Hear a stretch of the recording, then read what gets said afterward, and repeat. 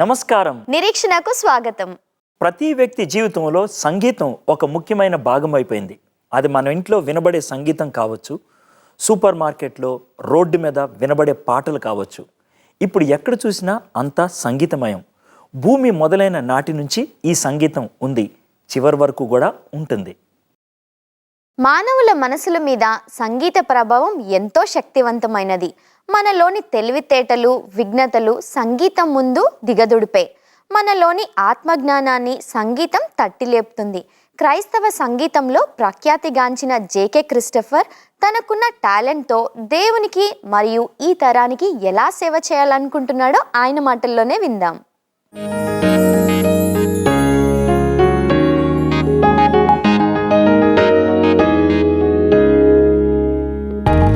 వెయ్యికి పైగా ఆల్బమ్స్కి సంగీతాన్ని సమకూర్చి వందలాది కాన్సర్ట్స్ ద్వారా లక్షలాది శ్రోతలకు తన వీణుల విందైన సంగీతాన్ని పరిచయం చేసిన క్రైస్తవ సంగీత రత్న, ప్రముఖ సంగీత దర్శకుడు జేకే క్రిస్టఫర్ గారు ఈరోజు మనతో ఉన్నారు. జేకే గారు, thank you so much for joining us on our show. Thank you. సంతోష వస్త్రం మాకు ధరింపజేసావో, మా దుఃఖ దినములు సమాప్తపరచవో. సంతోష వస్త్రం మాకు మనిషి జీవితానికి లేదా మన జీవితాలకి సంగీతం అనేది ఎందుకంత ప్రాముఖ్యం అని మీరు అనుకుంటున్నారు? సంగీతం అనేది చాలా ప్రాముఖ్యమైనదండి. ఉదాహరణకి మనం ఒక చిన్న బిడ్డ గురించి చూసుకుంటే ఏడుస్తూ ఉంటారు పిల్లలు. చాలా ఏడుస్తున్నప్పుడు వారిని మనం ఊరగించాలని చాలా ప్రయత్నాలు చేస్తాం, కానీ చేసిన కొన్నిసార్లు మనకు సఫలం అవ్వవు. ఒక మంచి పాటను పెట్టినప్పుడు పిల్లలు దాని వైపు దృష్టి మళ్లించి ఆ సంగీతం వెంట ఏడుపు ఆపేస్తారు. సో అది ఒక మంచి ఉదాహరణ. అలాగే పెద్దవారిని కూడా చాలా ఇన్స్పైర్ చేస్తుంది.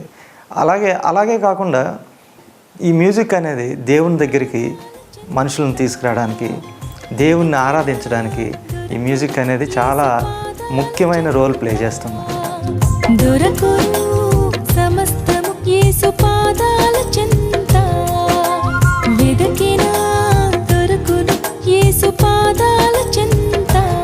అయితే మీరు సంగీతాన్ని మీ యొక్క కెరీర్గా లేదా మినిస్ట్రీగా ఎంచుకోవడానికి గల కారణం ఏంటి?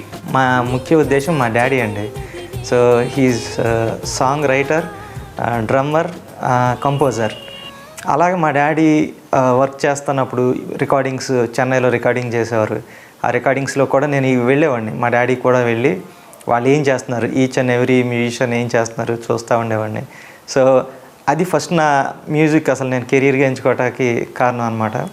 అలాగే అది ఎంచుకున్న తర్వాత నేను హైదరాబాద్ వచ్చాక ఈ మ్యూజిక్లోకి వచ్చిన తర్వాత నేను ఫస్ట్ ఒక యాడ్స్ లాగా స్టార్ట్ చేశాను నా యొక్క మ్యూజిక్ కెరీర్ ఇక్కడ.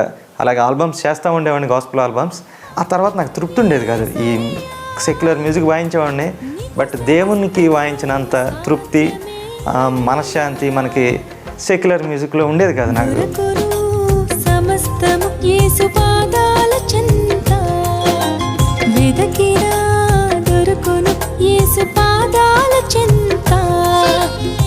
ఈ సంగీత ప్రపంచంలోకి వచ్చాక మీకున్నటువంటి ఆశలు, ఆశయాలేంటి? వాటిని నెరవేర్చుకోవడానికి మీరు ఎలాంటి ప్రయత్నాలు చేశారు?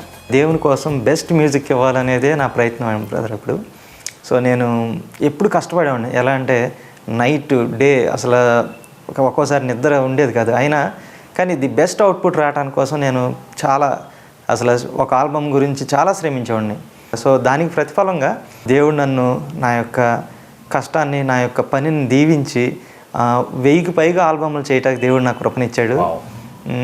అంతేకాదు ఆ 1000 ఆల్బమ్లు చేయటాన్ని బట్టి నాకు మన్నా మినిస్ట్రీస్ వారు క్రైస్తవ సంగీత రత్న అనే అవార్డు నాకు ఇచ్చారు 2012లో. యెహోవాను స్తుతించు నా ప్రాణమా, నా అంతరంగమ సమస్తమా. అలాగే నేను 1000కి పైగా లైవ్ క్రూసైడ్స్, కాన్సర్ట్స్ చేయడం జరిగింది బ్రదర్. అలా దేవుడు నా కృపనిచ్చాడు. చేసిన మేలులు మరువక కృతజ్ఞతలు చెల్లించుమా.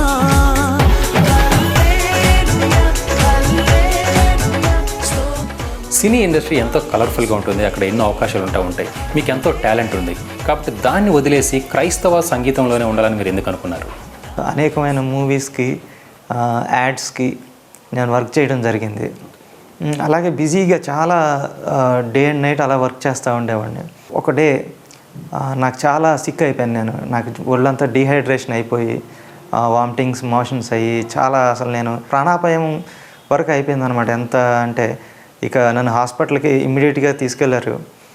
తీసుకెళ్ళిన తర్వాత అక్కడ హాస్పిటల్లో డాక్టర్స్ అంటున్నారు, దయచేసి వేరే హాస్పిటల్కి తీసుకెళ్ళండి, మేమైతే రిస్క్ చేయలేం. ఇవన్నీ నా చెవుని పడుతున్నాయి. నాకు ఇంచుమించు కోమా స్టేజ్లో ఉన్నాను నేను.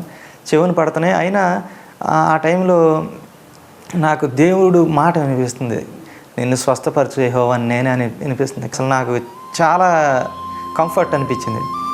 అనిపించడంతో ఇంకా వాళ్ళు అక్కడ సరే మేము ట్రై చేస్తాం, 98% అయితే హోప్స్ లేవు, మీరు సైన్ చేయండి మేము ట్రై చేస్తామన్నారు. కానీ దేవుడు నన్ను స్వస్థపరిచాడు బ్రదరు. ఆ తర్వాత నేను డిసైడ్ చేసుకున్నాను, ఇంకా మనం సెక్యులర్గా వాయించకూడదు. పరిశుద్ధుడా నా యేసయ్యా నిన్నే స్తోత్రింతును. మహోన్నతుడా నా తండ్రి నిన్నే ఘనపరతును.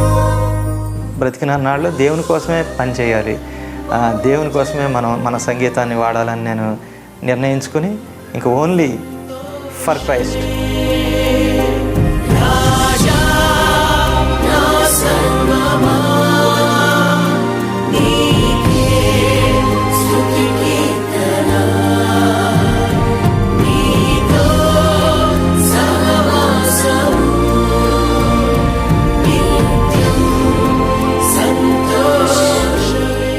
మీలాగా సంగీతంలో తమను తాము నిరూపించుకోవాలి అనుకుంటున్న నేటి తరానికి మీరు ఇచ్చే సూచనలు సలహాలు ఏంటి?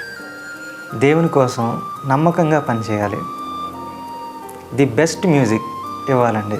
కష్టపడాలి, చాలా కష్టపడాలి. కష్టపడటంతోనే కాక హంబుల్ తగ్గింపు ఉండాలి మనిషికి. అప్పుడు దేవుడు మనల్ని దీవిస్తాడు, ఆశీర్వదిస్తాడు. Thank you so much. Thank you. సంతోషం యేసు వందనం నీవిచ్చిన ఈ సంతోష వస్త్రముపై స్తుతి స్తోత్రం.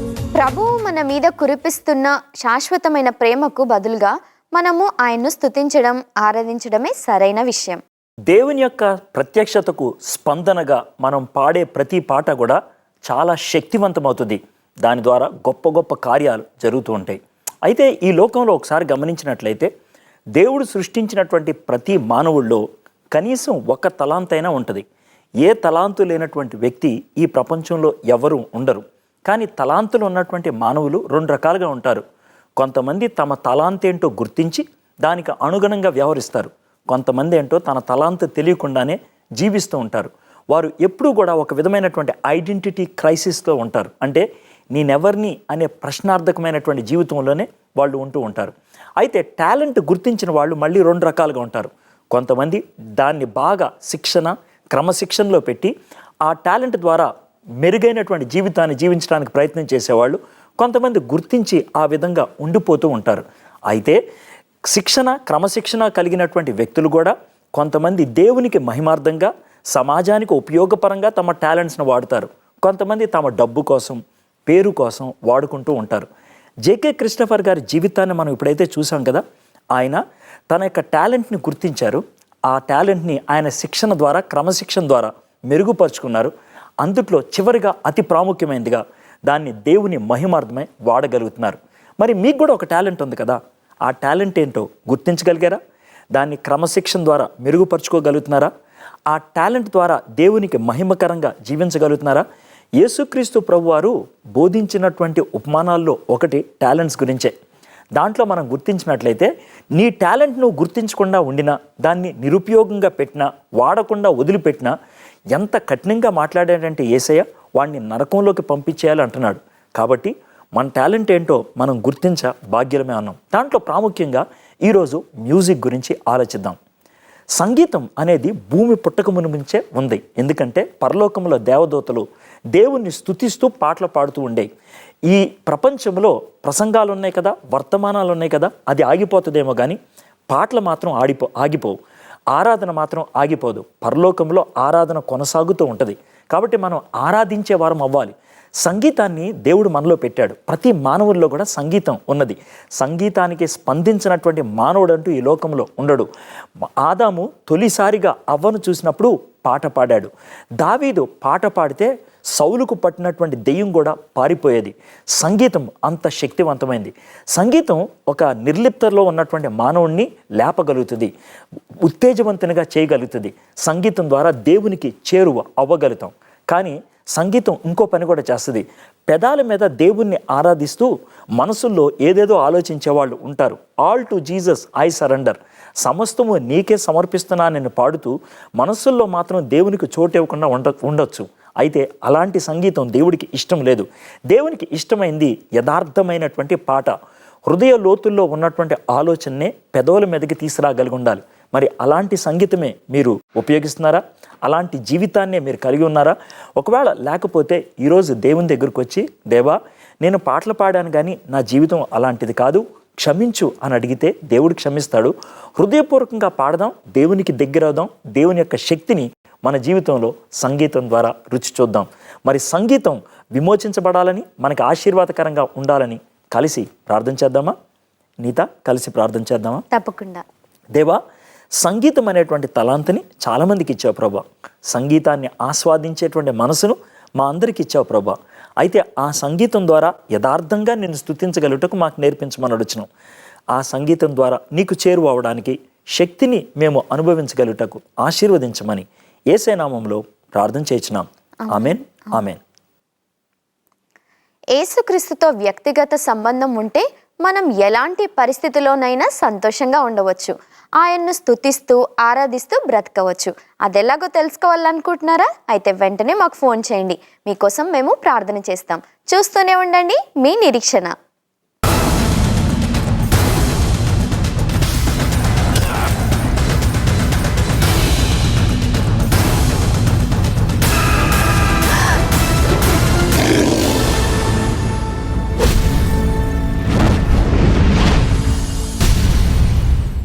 ప్రభువు పట్ల మనకున్న విశ్వాసాన్ని తెలియజేయడానికి స్తుతించడం అనేది ఒక మార్గం.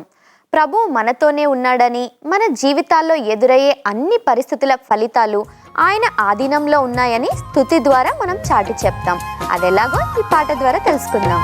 దొరకును సమస్తము యేసు పాదాల చెంత, వెదకినా దొరకును యేసు పాదాల చెంత, దొరకును సమస్తము యేసు పాదాల చెంత, వెదకినా దొరకును యేసు పాదాల చెంత. యేసయ్యా యేసయ్యా నీకు అసాధ్యమైనది లేనే లేదయ్యా. యేసయ్యా యేసయ్యా నీకు సమస్తము సాధ్యమేనయ్యా. దొరకును సమస్తము యేసు పాదాల చెంత, వెదకినా దొరకును యేసు పాదాల చెంత.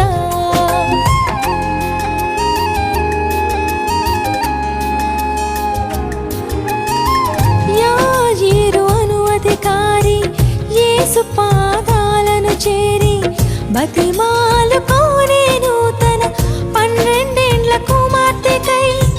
యాజీరు అను అధికారి యేసు పాదాలను చేరి బతిమాలుకోనేను తన 12 కుమార్తెకై. చిన్నదానలిమ్మని చెప్పి బ్రతికించెను యేసు దేవుడు, చిన్నదానలిమ్మని చెప్పి బ్రతికించెను యేసు దేవుడు. కలిగెను మహదానందము, దొరికెను రక్షణ భాగ్యము, కలిగెను మహదానందము, దొరికెను రక్షణ భాగ్యము. దొరకును సమస్తము యేసు పాదాల చెంత, వెదకినా దొరకును యేసు పాదాల చెంత.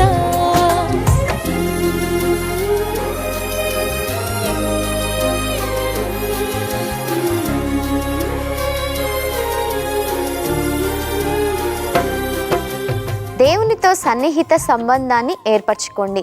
మీ తలాంతులు మరియు సామర్థ్యాలను ఆయన కోసం ఉపయోగించండి. అదే ఆయనకు నిజమైన స్తుతియాగం. కాబట్టి ఆయన ద్వారా మనము దేవునికి ఎల్లప్పుడూ స్తుతి యాగము చేయదము, అనగా ఆయన నామమును ఒప్పుకొనుచు జిహ్వ ఫలమును అర్పించదము అని బైబిల్ చెప్తుంది.